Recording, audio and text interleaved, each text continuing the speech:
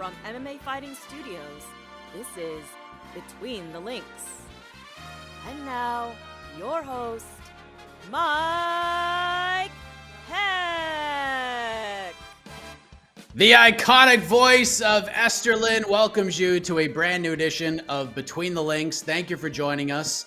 What a week we've been having in the sport of mixed martial arts. This past week was wild. Great UFC Austin card, breakout performances galore from this past Saturday.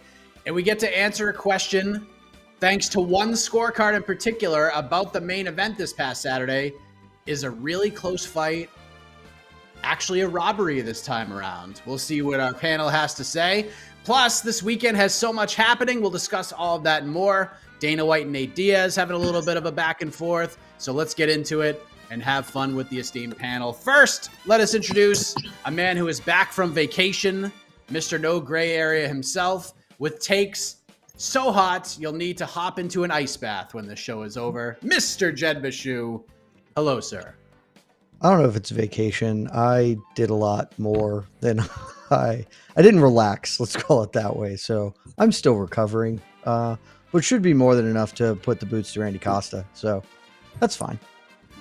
Well, there we go. And I'm happy to welcome back UFC bantamweight Randy Costa to the program. Love getting the fighter's perspective on here to spread their wings a bit from an analyst perspective. He did some commentary for the legendary New England promoter Joe Cav and Combat FC recently. And he has his next in-cage assignment October 1st against Guido Canetti. Maybe, just maybe, with this incredible mustache, he will ride one of those 20-foot-high unicycles with lots of heavy, rounded-out barbells attached to his arms and shoulders. Look at this friggin' mustache, man. Randy Costa, how are you? I'm doing good, man. I'm going undefeated with this thing. I promise you that. That is unbelievable. That's the type of mustache a man named Guido Canetti should have, if we're being honest. Like that is much more Guido Canetti mustache than a Randy Costa mustache. Yeah, it's very Guido Canetti-esque for sure. I agree. But it's not on my face, and I'm stuck with it. And yeah, dude, it's mine. That is just unbelievable. I don't even know if I could get through this show. I'm being so distracted by the mustache. But let's get into this thing, gentlemen. UFC Austin should actually be renamed UFC Awesome because it was awesome. What a card it was. One of the best of the year for sure. One of the best overall fight nights from top to bottom that I can remember in quite some time. Over-delivered as a whole. Main event saw Josh Emmett earn a split decision over Calvin Kattar. It was a close fight. MMA Fighting's official score on Saturday was 48-47 Kattar. I've watched it twice. I've scored it for Kattar both times. And almost all the time we have discussions like this, talking about close fights, and we do this on post-fight show. The word robbery needs to be locked away or put somewhere into the universe where it can't be found or used or said. However, Judge Chris Lee is the biggest talking point coming out of this fight, even more so than the fighters themselves, because in my eyes, and in the eyes of most who watch this fight, the only clear as day round of the entire 25-minute fight was Kattar in round 4. To me, it was a clear Kattar round. The other 4 rounds, you can at least make an argument in some capacity, one way or the other, that either Kattar or Emmett won the round. Round 4, not so much. This one, you actually couldn't. It was clear as day Kattar won round 4, but Jed, Chris Lee sees the 4th round for Josh Emmett, which leads to a 48-47 scorecard for Josh Emmett. And if Chris Lee had scored this fight correctly, or at least that round correctly, Kattar wins the fight. We're talking about what Calvin Kattar does next, whether or not Calvin Kattar gets a title fight. So because of that, did Kattar get robbed in this one, or at least did he get hosed by Judge Chris Lee on Saturday? So we were talking about it before. I haven't seen the fight. I've watched every other fight on this card, but as I was trying to catch up because I was gone this weekend, it's a lot harder to be like, I'm going to sit down for 25 minutes and watch this. And it's like, I'm going to spend 90 seconds to watch Kyle Dawkins get blown up. Like that's very easy to fit in and around other things that you're doing.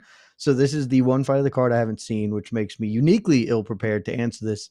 So I'm going to answer this more holistically because I can't say specifically in this instance what happened. Though all of the things I've read and people I've talked to, I feel that this probably is a robbery because here's the deal. Even if it's a close fight, Mike, if the wrong guy won, then the right guy was robbed because he literally got half of his paycheck. And so by definition, he is robbed of money in a fight that, if you look at MMA decisions, there's some people who've scored it for Emmett, but the bulk of them scored it for Calvin Kattar. MMAfighting.com, tremendous website. If you should go to it right now. And a very handsome man scored that round, that fight for Calvin Kattar, as you mentioned earlier. So when the Bible of fighting, MMAfighting.com, says one thing, then that's the truth as it exists. So Calvin Kattar clearly should have won and thus was robbed of half his paycheck and the potential opportunity to get in a title eliminator, because he's not getting one now. And Emmett probably is at least in that conversation. So I'm going robbery, having not seen the fight. Wow. How about that? Randy, what do you think? Because again, we score this fight on an island. Like you scored a certain way. Let's just say you score for Kattar. Emmett gets the nod before we look at the scorecards. We're not thinking it's a robbery at all. But then we look at Chris Lee's scorecard. We look at Chris scoring the 4th round for Kattar, or for Emmett, excuse me, and not for Kattar when everybody else scored that round for Kattar. Then it changes things a little bit, right? Does it not? Like, what do you think? Is there, I don't even know, if you don't want to go as far as robbery, fine, but does Calvin Kattar at least have a gripe here with Chris Lee? So like Jed said, I think robbery in terms of like the sport context, I don't really think that. I mean, I could see why it would go either way. I did have Calvin winning. I thought it was 2-2 going into the 5th. I did have Calvin winning, but like you can't really say robbery because I understand the argument on why Emmett did win. But dude, like Calvin lost or didn't get half of his paycheck because of Chris Lee. I mean, there needs to be some sort of standard. Something needs, like the judges need to be held accountable for these things, like right or wrong. All like it's crazy that we're in 2022 and still there's no standard and there's no line of like what the judges are. You don't know what the judges are seeing, and it's just something I think needs to change. And I feel bad for a guy like Calvin. I mean, that was a big loss. You know, he's now not going to be in the title contention picture. He didn't get half of his paycheck, which is, you know, that's a fat amount of money considering he's had like 3 or 4 main events in a row. It's just kind of a trash situation, and there needs to be like some accountability with these judges, especially Chris Lee. But yeah, man, I wouldn't say like in terms of sport, I don't think it was a robbery. I think that it could have gone either way. I'm not like upset about it. I could see the argument for either way. But in terms of like finances, I think that judges need to be held accountable. Yeah, and that's the thing. Like scoring the fight in a vacuum, I don't think it's a robbery. That scorecard is the only thing that makes this a talking point. Now, to move ahead, Josh Emmett did win the fight, Randy, and he gets on the microphone, and DC asked him one question, and he just answered all of the questions in one shot, and it ended with him saying, "I want to sit cage side Dana White for UFC 276 on July 2nd. When Volkanovski and Holloway fight for the 3rd time, because I deserve to fight the winner." He feels like he should get the winner of that fight. And if Volkanovski wins, that would seem to give him a better chance, because if Holloway wins, more than likely they're just going to run it back again, because if Volkanovski wins 2 and then Holloway wins 1, it'd be kind of ridiculous if Volkanovski doesn't get it right back. So in your eyes, let's just say Volkanovski wins. What are the chances he gets what he wants with this win on Saturday? Or do you think he has to fight another one? I do think that he definitely has to fight another one. I think that, especially with a win like how he had on Saturday night, I don't think that is like the stamp in which like a guy that's now ranked number 4 or number 5 should be fighting for the title. I mean, you have other guys that are you could argue have a better argument to fight for the belt. I just don't think that really makes sense. I mean, Emmett squeezed out a decision over Calvin, and the guy that's now fighting Volkanovski blew Calvin out of the water. It's just really hard. I think that Emmett's a beast. He's a savage, but I think that there should be one more fight between now and him getting the title shot. Jed, Emmett's in an interesting situation where you can book him in a number of ways, and you're not really wrong either way, because you got this title fight. If you want to give him the title fight, you can. We got Yair Rodriguez fighting Brian Ortega on July 16th. Winner of that fight could have a say in this discussion as well. So if Volk wins, will Josh Emmett be next, or will he have to be the biggest Brian Ortega fan on earth? Oh, I don't. He's just not next. I don't think the outcome of Ortega Rodriguez matters. I mean, if Rodriguez wins, then for absolute 100% certainly he is not next. But I think if Volk beats Holloway, he is going to push really, really strongly for a lightweight title fight, and kind of feels like they're going to give him one. We've talked about this before. I'm not a huge fan of that, honestly, just because I think there are a lot of. I would like to see Alexander Volkanovski fight people that aren't Max Holloway because he just keeps beating Max Holloway, which is a tremendous win. But he has in no way cleaned out featherweight. He's beaten Max a bunch. He beat Korean Zombie, who in the UFC still has like a pretty high ranking, but like let's just be honest about what that is. That's a holdover, not probably indicative of where the talent actually lies in the division. And the Ortega win, which was a tremendous fight. Like, I don't know. I just like to see him fight. There are a whole bunch of up and comers at featherweight. I want to see him fight. So I don't really want him to go up to lightweight for that, but I think that's how it feels like it's going. And conversely, if Holloway wins and they're running that back, so then Emmett's for sure not. Emmett's just gonna have to fight again. And I think his two choices are he either fights the winner of Ortega Rodriguez if Ortega wins, because again, if Rodriguez wins, he's getting a title fight. He does not need to put that on the line. So if Ortega wins, he fights the winner. He fights Brian Ortega. And if Ortega loses, this is the one that he won't be that interested in. But I think he should just fight Arnold Allen for a title shot. Like, that's just how Arnold Allen has won like 10 in a row or something dumb. Like, that's just it. Like, those two dudes in a title eliminator, you put them together, go. And it seems pretty straightforward and easy for me. Last thing on this card, Jed, a lot of great performances, a lot of finishes, breakout moments. You saw all of those moments because you didn't get a chance to watch the main event. And I would say the answer to this question is not Josh Emmett or Calvin Kattar. Who was the MVP of UFC Austin in your eyes, Jed Meshew?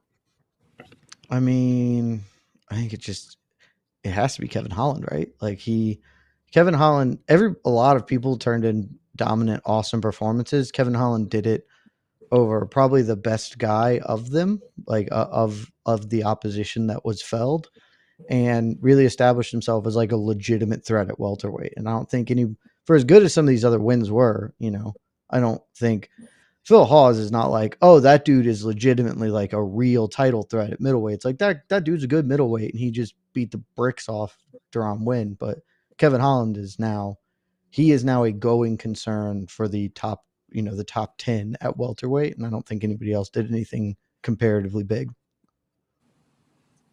Randy, what say you? Do you agree with the Kevin Holland pick, or does somebody else stand out to you? Perhaps maybe a former opponent of yours.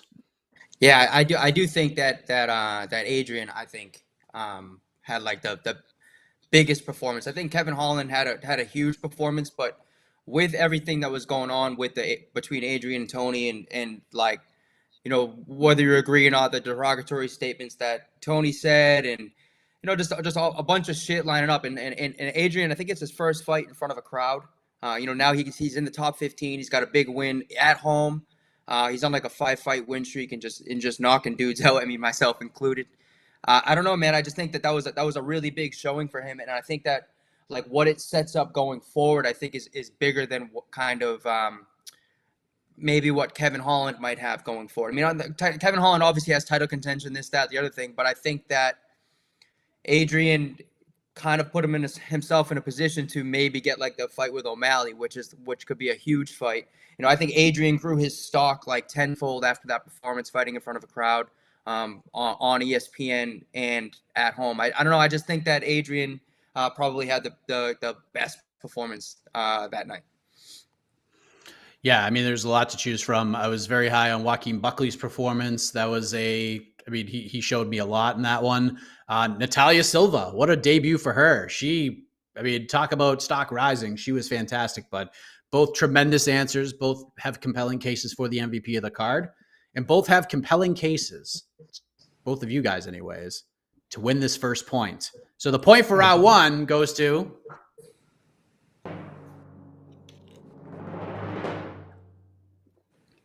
You're right, Jed. Randy Costa gets the point.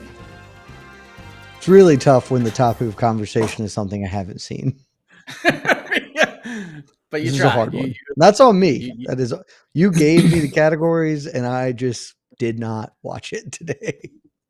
And you literally told me this morning, I still haven't watched that fight, and you still haven't. And that's okay. I had That's work okay. to do. Go back and watch There it were another things time. to That's do right. today. That's right. But something I'm sure you are familiar with, Jed. Dana White and Nate Diaz are back at it again, guys. They're back at it because earlier this week, Diaz takes to social media, politely asks the UFC, hey, book me to fight in July or August, or just release me because I have bigger things to do. I have bigger fish to fry. And he shows the clip of Jake Paul knocking out Tyron Woodley in Tampa. And then later on, Dana does an interview with Oscar Willis of the Mac Life, gives his response, and I'm just sort of spitballing here. Look, this isn't Kamaru Usman we're talking about here. Diaz only has one win in the last 5 or 6 years. Maybe he should go fight Jake Paul. That fight makes sense. And Nate responds with, okay, send me the release. And on we go. So Randy Costa, what do you make of this whole thing between Dana and Nate Diaz? And if Dana really feels that Nate Diaz should go Paul, why doesn't he just go box Jake Paul? Man, it's such a slippery slope because I mean, how many guys have lost or 5 out of the last 6 or whatever that number is and still been like a huge draw? I mean, what, BJ Penn maybe, but I mean, I would argue that Diaz is probably a bigger draw than BJ Penn. But it's tough, man. It's such a slippery slope. I think there's still huge fights for Nate. I think there's like even put him on a pay-per-view. I think there's still a lot of potential, a lot of things to do with Nate still. And I think he only has one fight left on his contract. I think there are a lot of fun fights to be made. I think him and Conor make sense. I think, dude, I would even say that him and Robbie Lawler make sense at this point. I think there are still fun fights for Nate. But I think we can all be realistic by saying he's probably not going to go for a title run. And just having one fight left, why not use him and get the exciting fight and get the draw and get the numbers? Because, dude, like I said, there are a lot of fun fights with Nate. And I might be going. I'm a Nate Diaz fan, 1,000%. But I'm not sure if Jake Paul boxing match is the move. I mean, I don't know, man. I think that I understand Diaz's argument and I understand Dana's argument. But I think that there's still so much money to be made for both of them off of each other and setting up like this big mega fight, you know, with Conor coming back supposed to be this year, or even Robbie Lawler who just beat his brother. I think there's still like a storyline. I think there's still opportunity to kind of like to milk it and get like a fun fight out of Nate, man. I don't know. It's such a slippery slope. He's such a unique guy. But I guess that's why we love him. Jed, this probably won't be the last time we talk about this particular subject on this show. I'm sure we've talked about it multiple times because these guys just keep going round and round in a circle. But it's very rare that Dana actually reacts and he takes a stance and then he goes out and just says, yeah, maybe you should fight Jake Paul, instead of just saying, we'll figure it out. He's in the mix. We'll work something out. Nate's hard to deal with, but we'll figure it out. How are you viewing this latest round with Dana actually kind of taking a side here and trying to push the chips in the middle on that side? I think Dana's saying, yeah, you should go box Jake Paul while he's still under contract with us so we get a piece of that. Because that's the point. That's what all this is about. Everyone knows it. It's so transparently stupid. And it's like, it shouldn't bother me that Dana White like lies because he's done it so often that like you should just be acclimated to it. But I'm not. And like in the quote, he even leads like, I'm not trying to shit on anybody, but Nate sucks, to paraphrase the end of it. Like, it's like, but Nate's won 1 in 5 and blah, blah, blah. Cool. His record has no bearing on him being a star. He is not his brother. He is not saying, I want to fight Kamaru Usman. He is literally saying, I will fight any human being to be out of this contract, because he wants to be out of this contract so he can go box Jake Paul and get a boatload of money that he doesn't have to give the lion's share to the UFC. And Randy's right. The Conor thing is a great fight. And Nate knows that. And he and Conor want to do it outside the purview of the UFC, where they make all the money instead of the UFC making the bulk of the money. And like, that's literally the whole point, because any rational human being would have just been like, all right, Nate clearly doesn't want to work for us anymore. And it's really shitty of us as people to lock him into this contract just because we have the ability to do so. And we're just going to offer him Khamzat Chimaev over and over and over again, so he can get potentially injured and go out in the worst possible way. When instead, the way to make money and the way to treat him like a real person and like a real business as opposed to a predatory promotional organization, is to just do the freaking Nate Diaz Dustin Poirier fight. Both men want it. The fans want it. It's been talked about for well over a year. Just do it. And Nate gets to leave. And that's fine, because it's okay for you to not get everything in the world. The UFC is making $1 billion a year. They don't need Nate Connor 3 under the promotion. It is not going to bankrupt them or hurt them in any capacity.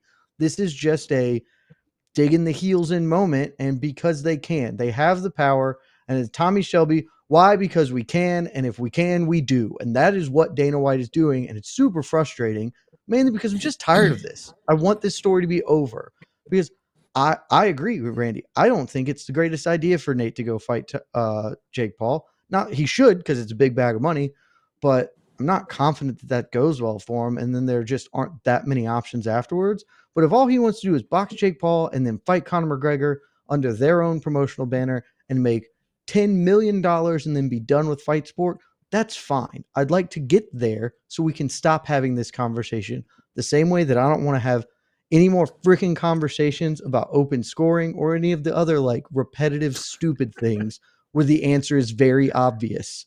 Like, let's just get to point B. It's not that friggin' hard. It's a great rant. In the end, exhausting. As we all know, I know. Listen, and I guess like if you want to play devil's advocate, maybe Dana won't go for the co-promotion, because what if he does co-promote this fight against Jake Paul and he's with Nate the whole time and then Jake beats him? That's not a good look for him. But at the same token, either way, everyone will not come out of this satisfied. The UFC will come out satisfied, like you said, Jed, because from a business perspective, they're coming out golden no matter what. Hashtag all the money. Making $1 billion a year. Yeah, it doesn't matter. Literally they have this ESPN $1 billion deal. They're making money hand over fist. It's crazy. They don't need Nate. And they could be even more petty and just keep him sidelined for as long as they want. As long as, like you said, they offer him a fight from time to time. So I'm curious, Jed. We want to get to point B. We want this all to play out. We don't want to talk about this anymore. But will we be talking about this a year from right now, Jed?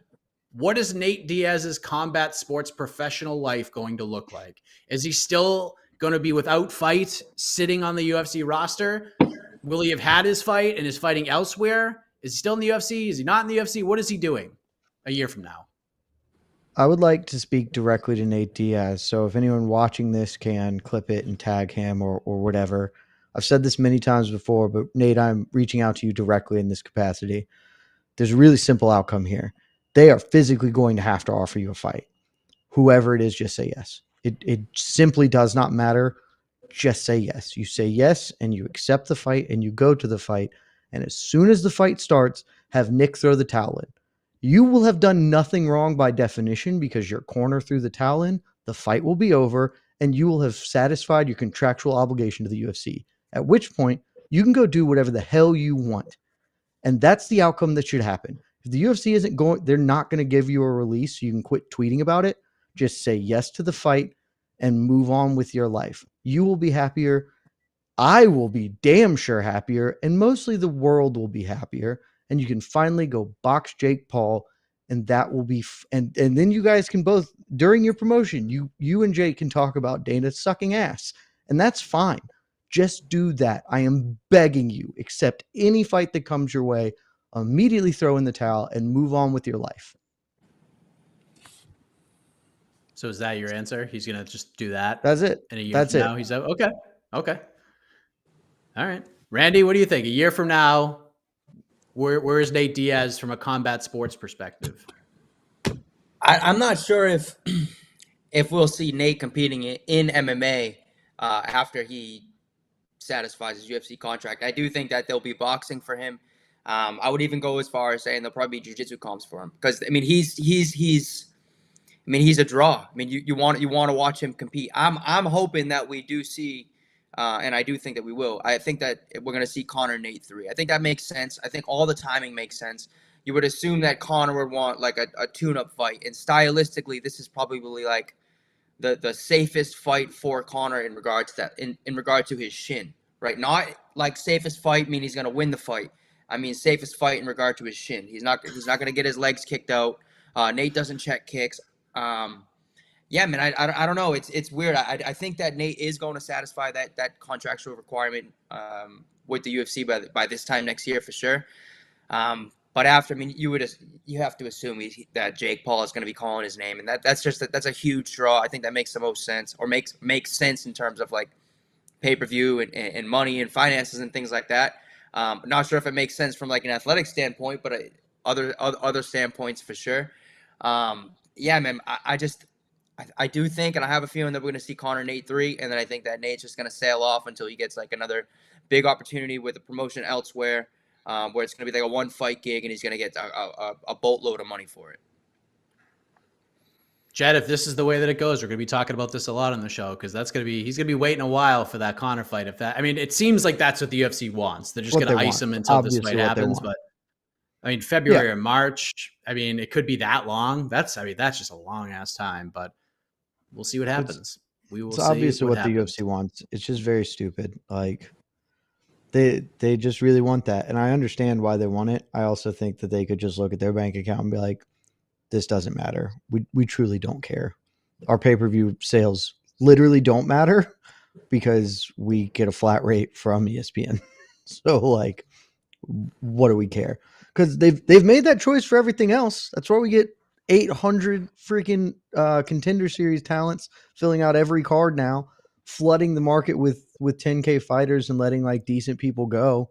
Like that, but they're not doing it here, and it feels really personal. And it mostly just feels real dumb. Well, what isn't dumb is the main event of this Saturday's UFC card, but I'm excited to talk about it. Point for round 2 goes to... I mean, when you actually talk directly to the ban, you got to get the point. Jed Meshew. It's 1-1. I hope he sees it, and I hope he does it, and I'll retire from MMA if that's the case. How dare you? How dare you? Wow. We can't do that. We can't go that long. We can't go forever without the fiery hot takes if this happens. And that'd be just a tremendous thing that happened. My career would have peaked. Why would I need to come back? I mean, I didn't think it could peak more than the Juliana Pena prediction over Amanda Nunes, but this would certainly do it, especially if Nate gets on the mic and thanks you personally. So let's go to UFC Vegas 57, because we have a lot going on this weekend. The main event, Armon Tsarukyan versus Matush Gamrot. Great fight. The hardcores love it. And what I enjoy about this one so much, Jed Meshew, is that the non-hardcores, the other folks, the casuals, maybe some of the old school folk, they're not poo-pooing this like a bottom half of the top 15 heavyweight main event. They're at least asking questions and wondering why hardcore fans love this fight so much. They're at least putting in an effort to try to understand why people like this fight so much. How would you rate this main event? Because star-studded wise, it's not the biggest drawing main event in UFC history, but I mean, skill for skill, prospect for prospect, where these guys could go ceiling for ceiling, this is outstanding. Where do you rate this one? This is A+. This is as good as mixed martial arts gets right here. I mean, I'm very high on both of these dudes. No one's as high on Arman Surukian as you are, Mike, but I've said it. I think both of these, I think Surukian without a doubt is going to challenge for a title, if not outright win one. And if I had to pick, I would say he wins one over just challenges for one at this point. And I think Gamrot he's a little older, so his window is actually much smaller in that regard, especially in the division, which is the best in the sport. But I think this dude has all the talent to compete for a belt as well, and may well get there. For my money, I mean, Surukian is one of, if not the top prospects in the entire sport. And Gamrot is, maybe just because he's 31, you can't really call him a prospect, even though he's still, he's a new addition, a relatively new addition to the UFC. I think these are two of the, if I'm giving you a list of fighters to watch for the next 3 years, these two dudes are for sure in the top 10. Surukian is, like I said, maybe number 1. and Gamrot's probably just outside the top 5, like maybe like 6 or 7. This fight rules. Everything about it's great. I have legitimate questions about what it's going to look like. And the result is the winner of this, I will feel absolutely certain challenges for a UFC belt within the next 2 years.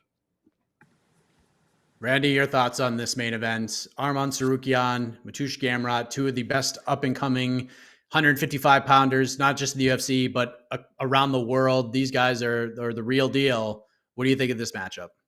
Yeah, man. So I agree with everything that Jed said, but there's just what's hard for me to. They're just not getting the respect that I think that they deserve as athletes. I mean, these dudes are both savages, and there's no like buzz behind this card. There's no like you're seeing some stuff on social like hyping up this card, but it's not that much. And I think these dudes have the fighting styles and definitely the potential to put on an insane fight. And it's just I don't know, man. I just don't think they're getting the respect that they deserve. I do think that Gamrot's going to win. I think both guys are savages. Arman's just he mauled Joel Alvarez in his last fight. But I just think Gamrot has a tougher line of experience, especially in the UFC. Yeah, man, fun matchup, real fun matchup. Just not getting the respect that it deserves, unfortunately. I think that it's this fight could have been hidden on like a pay-per-view opener or like feature bout or something like that. And I just think with having a headlining spot on a fight night that's at the Apex, I just think it's not getting nearly as much respect as they deserve. Wow. Arman Tsarukyan fighting Islam Makhachev? Come on now. Strike the schedule? Randy Costa? I mean, how dare you? Great. That's a single fight, right? I think that That's true. 1,000%, right? But I think that Gamrot just beat Diego Ferreira. He fought Jeremy Stevens. He went to a split decision with Guram Kulatse. I just think that the strength of schedule overall favors Gamrot. Overall, I'm not saying that Arman had an easy ass road in the UFC. I'm just saying overall, in whole, I think Gamrot has had a tougher line of competition. You hear that, Armon? Clip this off. Tag Armon. I'm just kidding. Go ahead, Jed. He's certainly had a tougher line of competition outside the UFC. I mean, dude fought in KSW forever, and like he's certainly the more accomplished fighter of the two. Yeah, I gotta follow up and challenge at some point on this program. It's been too freaking friendly here for 2 rounds. But Randy, Jed said winner of this fight in the next 2 years, they're fighting for the belt. He would put his money down. Winner of this fight fights for the belt. Do you agree with that? Or are you willing to take it a step further that the winner of this fight will be UFC champion in 2 years? Are we willing to go that far? I mean, that's bold because things there's just so many outside variables. Like maybe someone's coming tomorrow that's like the next biggest thing and he skyrockets like how Yuri did. That's a bold statement. But I do think it's fair to say that they're going to be, fighting for the belt or fighting for contention for the belt or something like that within the next 2 years. I think that's kind of a given. I would even go as far as saying I think if the winner gets out of this fight and it's like a pretty spectacular performance that, maybe by this time next year they're in like a contention type spot. I don't know about winning the belt. I think that's so bold and things are ever changing, but I think that top 5, top 3 title contention 1,000%. I think that's a given for both guys, probably. Jed, as you were on vacation, you just returned, and heck of a morning has been on 3 days in a row, and a lot of talk about this fight and a lot of talk about this card. But there are some folks who feel that despite this main event being so good, that Surukian as a prospect, Gamrot, I agree with you, 31, it's teetering on the line of prospect and veteran, but prospect from like a UFC sense. If you want to call him a prospect, I ain't gonna argue with you.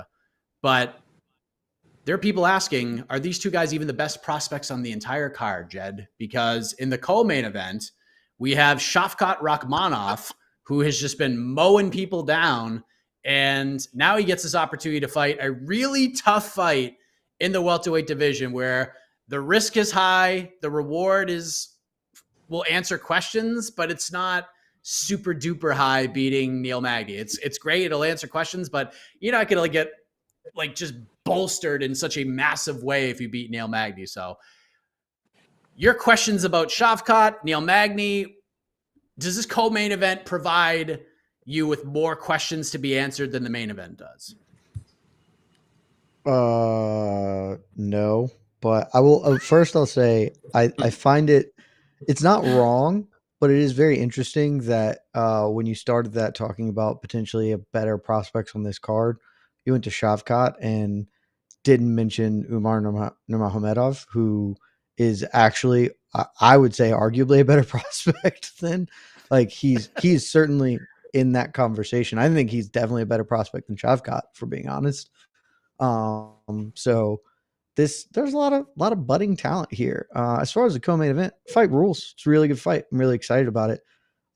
It's not as good as the main event. If I had to pick which of these two fights I would prefer be 5 rounds, it's absolutely for certain the main event. So I'm glad that we got that as a main event for that. Magni this is a really good fight to test things, like, because at the time, I mean, one, Shavkat has been getting comparisons to Hamzat, both because their names are fun and because they have looked completely unstoppable and undefeated welterweight records. I think Shavkat's not as good as Hamzat, frankly, but I think he's also very good. But we talked about it at the time, like, Neil Magny would have been a really good fight for Hamzat to take it during his progression up, and Magny wanted that fight because Magny's really good at, thriving in the underdog role, at just winning fights you don't expect him to. He is always in shape. He is always game. He's a tough out for anybody. And so I like this fight from that perspective, because I think we are going to learn some stuff about Shavkat here. And frankly, I have questions. I have more questions about Shavkat than I did about Hamzat. And some of them are going to be answered here. Now, if Shavkat comes out and just tackles Magny to the ground and cases all over him, won't shock me at all. But we haven't seen him face as much opposition as Neil Magny is going to put up against him, and Neil Magny is going to continue to press a pace. He is going to stuff takedowns and kind of use that long, lanky range of his.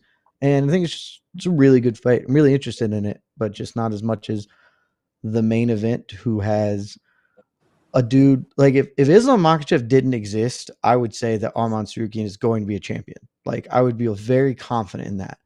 But the problem is, if Armon gets a title fight in the next 2 years, he's going to have to beat Islam. And he already didn't do that. And granted, things have changed dramatically, but I also just think I still favor Islam in that rematch based on how Armon fights. So, like, that's the big issue. We're talking about a guy who's championship caliber, and maybe Shavkat's that, but I'm not nearly as sure about it as I am with the main event. So I'm still favoring the main event. What do you think about that, Randy? Shopkot versus Neil Magny, obviously a big fight. And then, a big prospect in your division, as Jed mentioned, Umar Nurmagomedov getting ready to fight Nate Maness. So of those two fights outside of the main event, which one, from just an analyst perspective, from a fan's perspective, which one are you more interested in? Take the weight classes out of it, because obviously you'll be more focused on 135 because you could in the future fight both of these guys. So, but just as a fan sitting back, not thinking about anything, just fight for fight, which one do you have more questions about? Which one are you more interested in?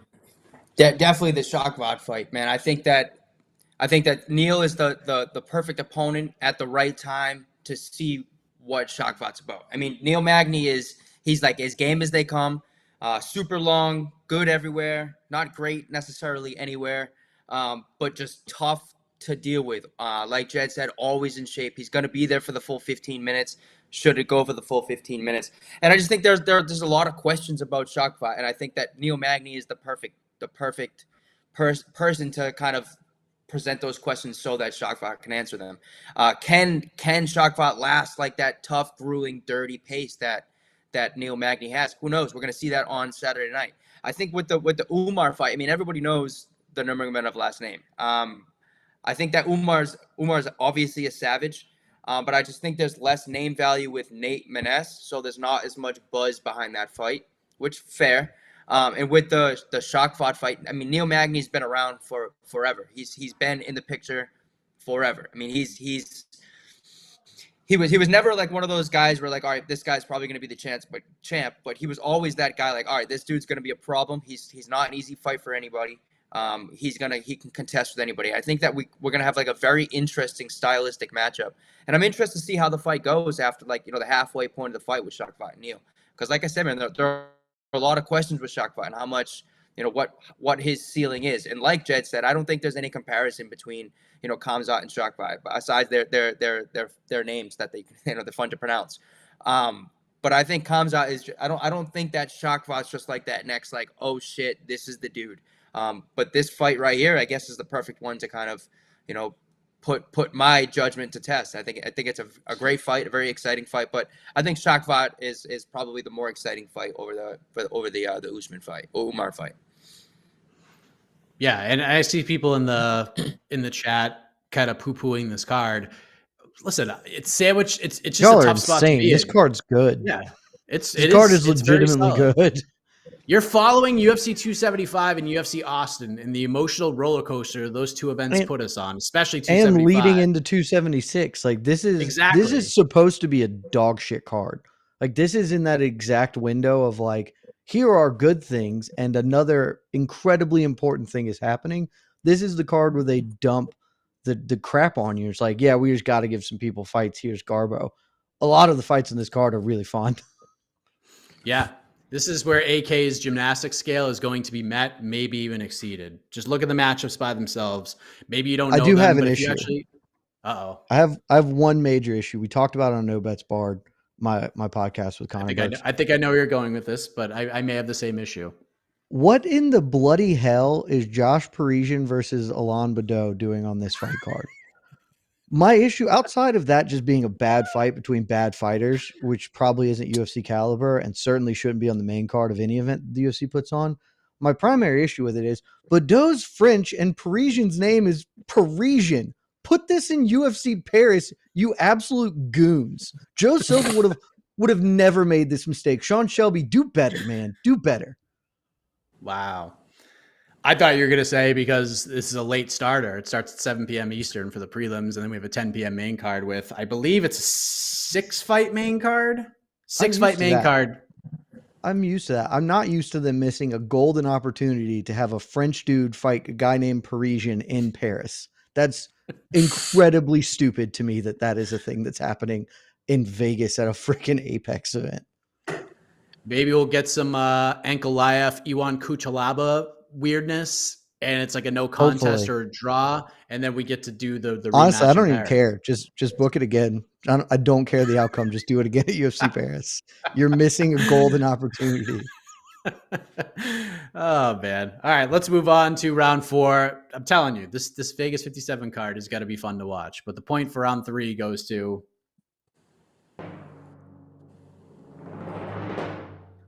Randy was looking real good, and then 2 things happened. Jed to the end, and then 2, he turned Michael Chiesa into a verb, so he gets the point. It's 2-1. Chiesa it all over him. That's what he did. That's a thing that could happen. So let's go to round 4. We're continuing sort of on this UFC Vegas 57 trek because it's one of the options, because we have just a plethora of options for events to watch. There's 3 of them tomorrow. We got, of course, UFC Vegas 57 on Friday, but tomorrow we have the PFL, who is going to be in Jed's backyard of Atlanta, GA. We have Bellator 282 emanating from the scenic, iconic Uncasville, Connecticut, Mohegan Sun Arena. And then at another casino, thousands of miles away in lavish Hollywood, Florida, Bare Knuckle Fighting Championship is back with BKFC 26. Just iconic venues, iconic cities for all of these cards. Jed, we'll begin with you. There's also a Cage Warriors in Belfast. There's a Cage Warriors in Belfast. So that's happening, but we're focusing on these 4 cards. Jed, if you can only watch one of these bad boys, what are you watching? Well, I don't know what the BKFC card is because I largely don't keep up with that organization because I don't also spend my time in retirement homes. So I have no idea what that card is. So that won't be it. The correct answer is the UFC, if for no other reason than that main event, co-main event are incredibly relevant, awesome fights. But oh, what the hell? I'm going to it. I will be on site because, as you said, it's in my backyard in the A in what I'm not kidding, I haven't been to, but I think is actually just like a middle school gymnasium because I've lived in Atlanta a decade. And when they sent out the like, here's where this is happening, I was like, I've never heard of this place. And it's not like in the burbs somewhere. And so that's why it is in downtown Atlanta. And I've never heard of the place that they're putting this on. So I think it might just be like a gym. But I'm excited to find out about it. I'm excited to sit next to the much lauded smart cage in my organization, the PFL. And honestly, it's as far as PFL offerings go, it's a pretty good card. It's probably not as good as their one next week, but and I'm unclear why Bruno Capoloza is in the main event as opposed to Anthony Pettis and Stevie Ray, which is like a much more obvious main event to do, but they want to give Bruno the shine, heavyweight champ or whatever. But the rest of the card's pretty decent. Chris Wade, Cal Bochniak's good fight. It's opening with Brendan Lonane, which is very strange. I know some weirdness happened with them this week where they like shuffled a bunch of fights randomly and some dropped off. Like, I don't really know what that was all about, but the end result is still a pretty decent card. And since I'm going to be cage side for it next to the smart cage, I will say that is my top event for this weekend. Okay. All right. Maybe you can ask Don Davis about transparency and because they just came out and made the statement that Clay Collard won the last fight. In the interest of transparency, we feel Clay Collard won. And then that's it. Like, what are you going to do about it? That's how I would run an organization too. I thought for sure with the way he left that tweet, the ... that he's gonna be like, therefore, we're anointing Clay Collard as the playoff participant, and this other dude Martinez is Gonzo, and that would have been just the funniest thing ever. They really should just do, instead of even doing playoff, like, all right, so they have the season and you fight to be in the whatever, and then just one spot's just they pick. They just have an at-large bid that they get to determine. It's like, yeah, our at-large participant, I don't know, we think Clay won, so we're just going to let Clay fight it out. Like, who cares? Make up the rules as you go. You're making up stats about punch speed. Make up the rules to your own stupid events anyway. So many questions. Randy, what are you watching? Listen, you can watch UFC events all the time. Does maybe Bellator, maybe PFL at the middle school gym, apparently, maybe BKFC, maybe that. I don't think that's that far from you, if memory serves me correctly. So what are we thinking here? Well, I'm going to the bare knuckle event. Everybody loves the circus. I want to be at the circus. There's some actually like fun fights. Jimmy Rivera's fighting. He was a huge player in the bantamweight division in the UFC. That'll be a fun fight to watch. Beck Rollins is fighting, also UFC vet. There are a couple good fights on it. It's just you go there for the circus. It's just fucking wild. And I'm here for it. The PFL card though, that's a good one. I'm really interested in the Bellator card. However, I just think it's that whole tournament format is just super, super interesting. Brendan Ward's fighting, Gegard Mousasi's fighting, and I'm very friendly with the Italian gangster Danny Sabatello. I like him a lot. I love his character. I think it's fucking awesome. I think it's hilarious, and I think that the sport needs it. And I think it's him being in the Grand Prix is awesome, and it's great for Bellator. Saturday night is the UFC's card, but everything else is tomorrow night, I believe. Of the two cards tomorrow night, I'm probably more interested in the Bellator one. However, I'm really excited to watch Pettis fight, as I'm excited to watch Brendan Loughnane fight. I think both those guys are super exciting. Bare knuckle is bare knuckle. It's fucking madness. Everyone, you don't really know what's going on. Something's going on, and you're gonna watch it because everybody's all fucked up. I don't know, man. It's a good weekend of fights. Of the two tomorrow night, though, like I said, probably Bellator. But I'm definitely most excited for the UFC event. If I could pick one of these four cards to cover right now, it would be BKFC, and it wouldn't even be close. Like, it wouldn't even be a discussion. I would take the flight out.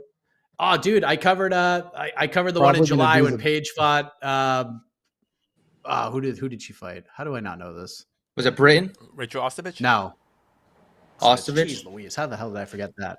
Ostovich? Yeah, that was by far the most fun I've ever had covering a fight card in my whole life. It was exactly how you described it. It was so much fun.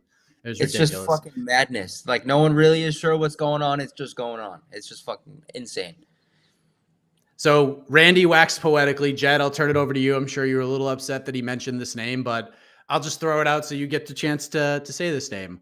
Oh. Of these 3 cards tomorrow, what's the fight you got circled over anything else? What's the one you're most excited to hear about, watch, find out the results to? Which one of these 3 cards tomorrow? Which fight are you most paying attention to, and why is it Danny Sabatello versus Leandro Ego? It's not. Look, the best fight of the weekend by far is Surukian and Gamrot, and I know that's boring. Here's the dividing line. I want to watch that fight. I don't give 2 tugs of a dead dog's tail about the post of it. Like, I don't need to hear whoever wins on the mic, but I desperately need to hear what Danny Sabatello says after he cases all over Leandro Ego. So if I can just get that as a mashup of, because I know how that fight's going to go, that's fine. I don't need to watch that fight. I know the outcome of that fight. I just want to see D-Sabs on the mic, and I just want to see Tsarukyan and Gamrot in the cage. Like, those are the 2 things I need this weekend, outside of, sitting next to the vaunted smart cage. All right. The point for round 4. Let's get it ready. By the way, you know where this is going because you guys actually vote for the winner, but it was going to happen this way anyways. Point for round 4 goes to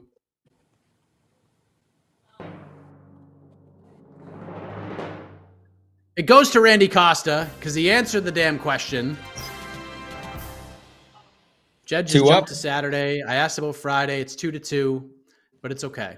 It's all right. Jed's focused on the smart cage, what questions he's going to ask the smart cage at the post-fight press conference. Lots of things distracting. I have so many questions for the smart cage. All right, so you know what that means, everybody. It means we're going to the knockout round. And I didn't even have a question in mind, but I might as well, because there's a big announcement. Go with that question. But okay. Both will get it. 1 minute on the clock for each of them. They will both give their thoughts, give their response. Once that is done, we'll turn it over to you. You'll go to the poll on this here YouTube page. You will vote for who you think won, and then we'll bring on the honorable Judge E. Casey Leiden to read off the decision. So, Jed, I think you got the prerogative here. It's been a while since you've gotten a victory, but who doesn't? I do. I think Randy has a prerogative. All right, we'll give Randy the prerogative. Randy, Price is Right rules. It's like you're in the Showcase Showdown. Do you want to take on the showcase first, or do you want to pass it on over to Jed? I'm going to go second. Okay. Jed Meshew, I think you probably know where this question is going because you mentioned his name earlier in the program, and now the man has a fight, and it's not against Nate Diaz. Jake Paul is fighting Tommy Fury August 6th, Madison Square Garden. There's going to be a press conference on Wednesday in New York, which will be hosted by our good buddy, MMA Fighting Zone, host of the MMA Hour, Mr. Ariel Helwani, right before the MMA Hour. This is the fight. This is what we're going with. And after the Tyron Woodley feud is over, we're going back to the Tommy Fury well. This is a fight that you had mentioned many times in the program. Now that you've seen the poster, now that it's happening and it's headlining at MSG, is this the right fight for one Jake Paul? And what is your early thoughts on the matchup inside the squared circle? 1 minute on the clock. Your time starts now. It's not the right fight. I don't know. The truth is, I don't know what the right fight is for him. The right fight for Jake Paul is Nate Diaz. That obviously cannot happen for X, Y, and Z reasons. I think Tommy Fury has a really good chance to beat him. Tommy Fury is not like some wunderkind boxer, but he's not a bad boxer. He obviously comes from a lineage of exceptional boxers. And most importantly, he is a boxer. Like, this is a thing that he has done, that he does with his family, who, world championship caliber training and levels here. So really, he is also physically the equal of Jake Paul, which has not been what Jake Paul has faced at this point. This is a huge step up in competition for Jake Paul, frankly, and one that he may well lose. So, but the other option mostly thrown out was Anderson Silva. And I think Anderson Silva tools Jake Paul up. So that's like a bad fight for him. So I don't know what the right fight was. This one at least has a little bit of smoke. If Jake Paul wins, it's a huge win. So that's kind of what he's hoping for, but he might be in trouble.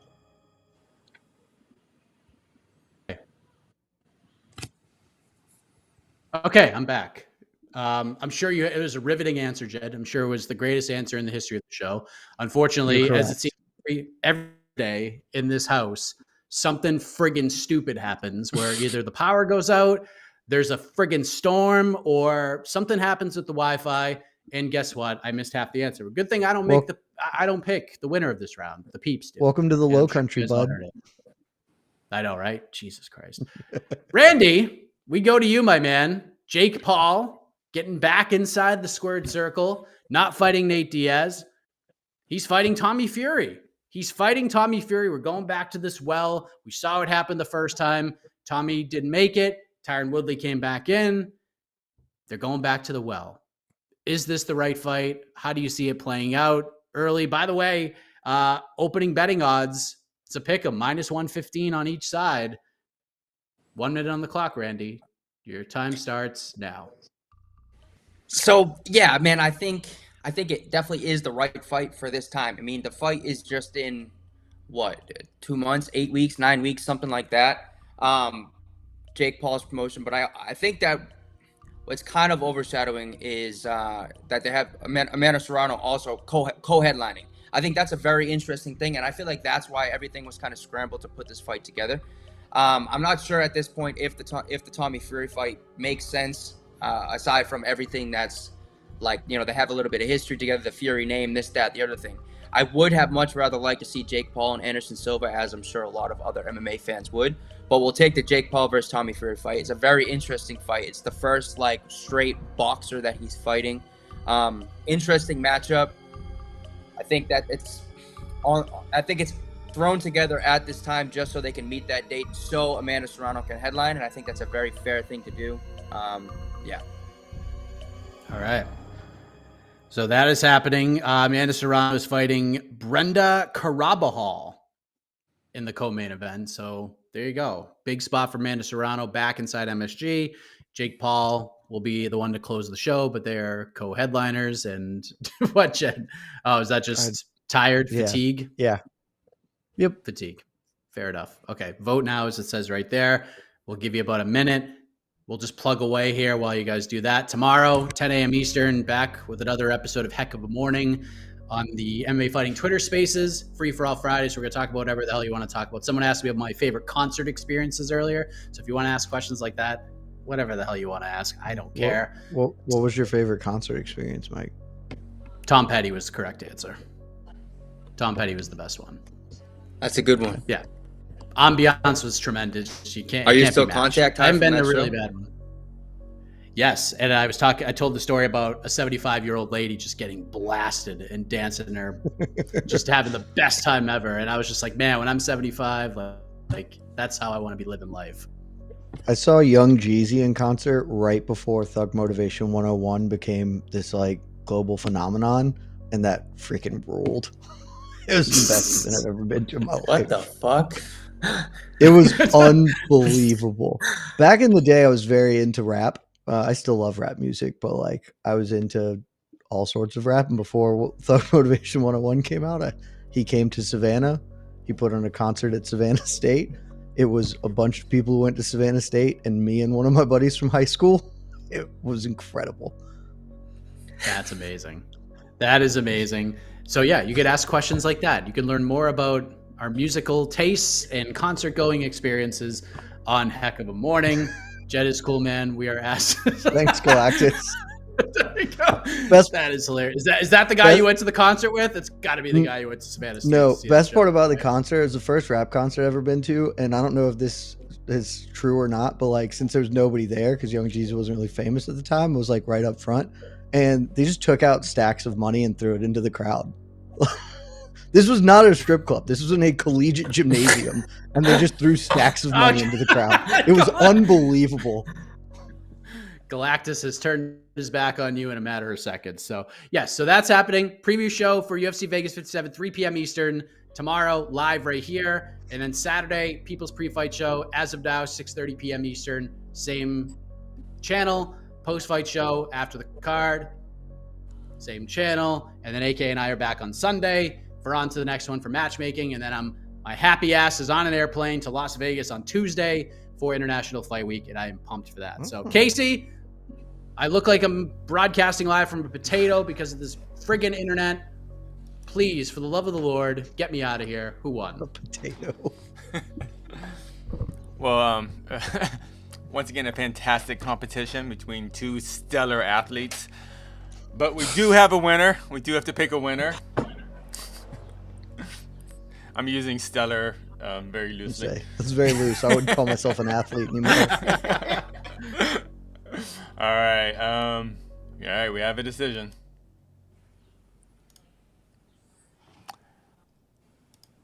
Your winner with 53% of the votes is Ooh, close.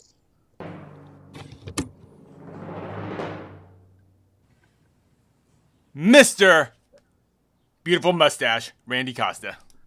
How can you fight? He knew it. He already had the. He He knew already it. had the. He knew it. The almost overhead bicep poses going on, so he gets How to can you ride fight his the mustache? giant unicycle. He gets to ride the giant unicycle into the winner's circle for a 500-pound trophy that he can lug back to his condo on the beach in Florida. Congratulations, Randy Costa. What would you like to say about this victory? You have 30 seconds to talk about whatever it is you want to talk about. You want to plug a sponsor? You can say whatever the hell you want here. Go. Well, first of all, I told you that I'm going to be undefeated with this mustache, and it started today. And next time I'm going to compete with this thing is October 1st against Guido Canetti, and I'm going to win that fight, and you're going to see, and you heard it here first. Appreciate you guys having me on. It was a blast. Yeah, dude, pumped for some fights this weekend. Let's enjoy the show and watch all these crazy athletes go to work. There you go. Jed, how do you feel about the decision from the peeps, especially when you're getting so much love earlier? I mean, how do you fight the mustache? It just is what it is. Thug Motivation 101 is still an absolute classic of an album. So, whatever, Galactus, you're a hater, and I'm sorry about it. That's all I got. There you go. Jed having a tough time with people with facial hair, like really elegant facial hair. Drake Riggs, Randy Costa. It's just the facial hair seems to be the kryptonite here for Jed. Drake Riggs is a cheater. I truly don't understand it. Because I worked Drake last time, and I still lost by $1 billion. Like, any objective person is like, yeah, Jed murdered Drake. So, I don't get it. Whole I'm bunch of fine Chris losing to Lees. Randy. I have no issues with that decision. I do have issues with the Drake Riggs decision last time out. Well, Chris Lee all over the place. Before we go out, I gotta just throw up a little side by side real quick. Look at these. Jeez. You know, 10-7 Costa. Yeah. I'll say Well, they're different the Tom styles. Selleck mustache is not as good as the vaudevillain villain mustache. We're different eras of mustaches. That's all. We're in the same club. I'm just saying. All right. There you go. We're going from the 80s back to the early 80s. Yeah, so yeah. there you go. It's like looking at the collection of the 1986 Boston Red Sox right in front of us. So, all right, I got to get out of here before my Wi-Fi just completely craps out. Thank you very much for watching. For Jed Meshew, for Randy Costa, for Casey Lyden on the ones and twos, I am Mike Keck. Thank you for joining us, and we'll see you back here once again between the links. Don't know if we're going to do video, but Jed and I are going to do something because I'll be in Vegas and probably just going to hit record and go. So in the meantime, we'll see you then. See you back here next week between the links. Good night, everybody. Love you guys. This has been Between the Links, an MMA fighting production on the Vox Media Network. Wow. Esther, what are you doing? The real What are you iconic here voice. for?